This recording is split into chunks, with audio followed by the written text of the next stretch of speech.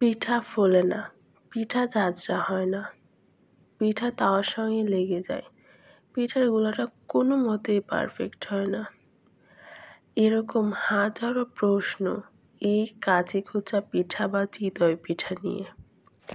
আজকে আপনাদের সামনে একদম সহজে কোনো কাটছাঁট ছাড়াই একদম পুরো ভিডিওটা দেখাবো। ফ্রিজ থেকে চাউলের গুঁড়া বের করে নিয়েছি। অনেকক্ষণ আগে বের করে হাতে ডলে গুঁড়ো করে নিচ্ছি।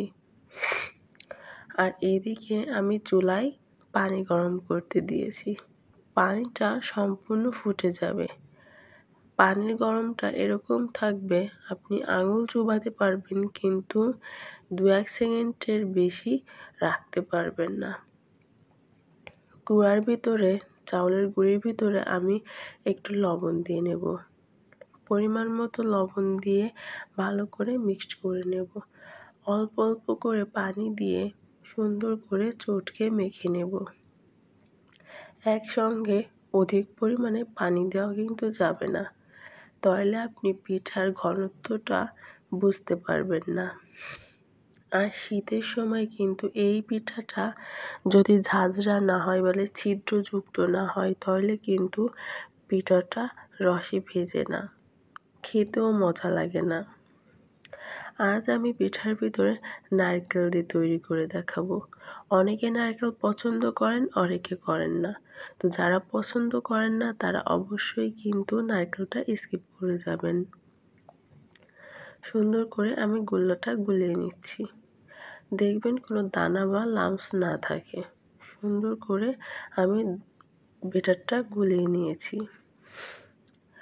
আপনারা দেখতে পারতেছেন, এখন আমি নারকেলের কুঁড়িগুলো দিয়ে দিচ্ছি। একটা নারকেল কুড়িয়ে অর্ধেকটা পরিমাণ আমি পিঠার ভিতরে দিয়ে দিচ্ছি। এই পিঠাগুলো কিন্তু রস বা দুধে ভিজানোর আগে বা মাংসের সঙ্গে ছাড়াই কিন্তু খেতে খুব মজা হয়। আপনারা বাসায় একবার হলেও ট্রাই করে দেখতে পারেন। সারা শীত ভরে আমরা এই পিঠাটা কিন্তু সবাই পছন্দ করি।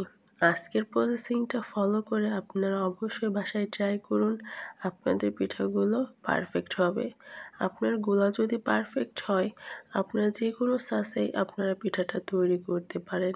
শুধু মাটির চুলায় যে পিঠা হয় এমনটা না, যে কোনো চুলায় পিঠা হবে। তো আমি গোলাটা সাইজটা ভালো করে গরম করে একটা পরিষ্কার কাপড় দিয়ে মুছে নিয়েছি। তারপরে আমি পিঠের গোলাটা দিয়ে দিচ্ছি। সম্পূর্ণ পিঠের গোলাটা দিয়ে আমি সুন্দর করে চাপায় ঢাকা দিয়ে দিচ্ছি। এমনভাবে ঢাকা দেবেন কোনো পাশ দিয়ে, কোনো জায়গায় দিয়ে যেন হাওয়া না বের হয়, বাতাস না বের হয়। দেখুন মাশাআল্লাহ আমার পিঠাগুলো কতটা সুন্দর হয়েছে, একদম পারফেক্ট, আর কতটা ছিদ্রযুক্ত হয়েছে। এই পিঠাগুলো এরকম গরম অবস্থায় আপনারা রসের ভিতরে দিয়ে দেবেন। রসে বা দুধের শিরা, যেটাই আপনারা দিয়ে খেতে পছন্দ করেন। দেখবেন পিঠাগুলো কয়েক ঘন্টা রাখার পরে মোমের মতো গলে যাচ্ছে। আর এটা আপনারা শুকনো যে কোনো খাবারের সঙ্গে আপনারা খেতে পারেন। ভর্তা বলেন, মাংস বলেন, আচার বলেন, যার যেটার সঙ্গে পছন্দ সে সেইভাবেই খেতে পারেন। কিন্তু আমার ভিডিওটি যদি ফলো করেন আপনাদের পিঠাগুলো পারফেক্ট হবে। চাউলের গুঁড়োগুলো অনেকক্ষণ আগে ফ্রিজ থেকে বের করে নেবেন।